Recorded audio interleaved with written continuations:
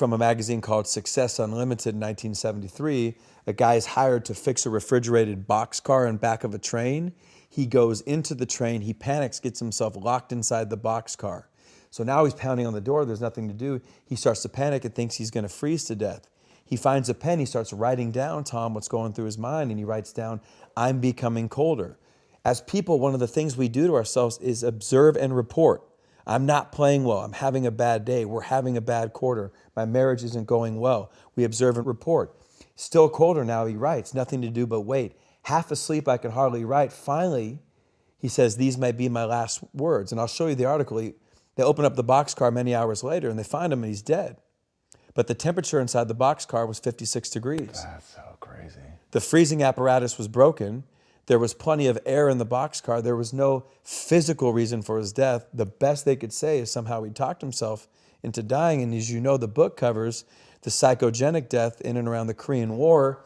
When the Korean War, 1/3 of all American POWs died, and they said that one of the things that was done in the POW camps was the negativity. They manufactured articles about the United States being bombed. They withheld all positivity. They didn't give them any mail. Believe it or not, there are like regulations for POW camps throughout the world.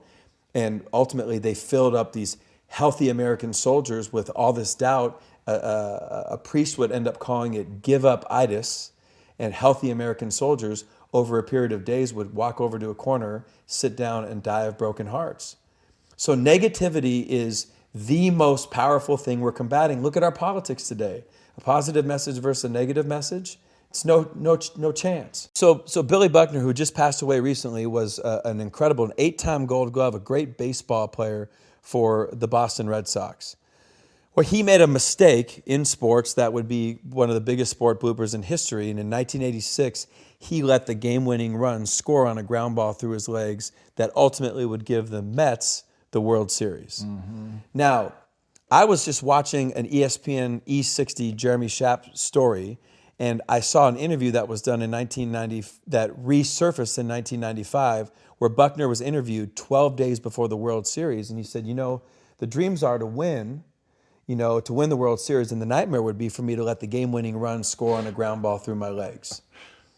And then ultimately that's exactly what would happen. Now, by saying that out loud, what did he do? He didn't make it happen, but he increased the probability. And this is what I want people to understand. Your internal thoughts are all over the place. I think that what he did is a subconscious plant.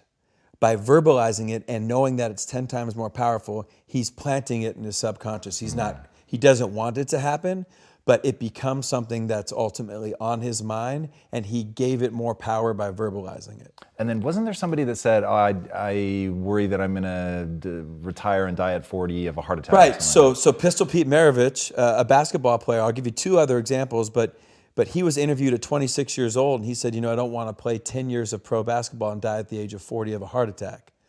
Well, he played 10 years of pro basketball and in Pasadena, California, died of a heart attack at 40.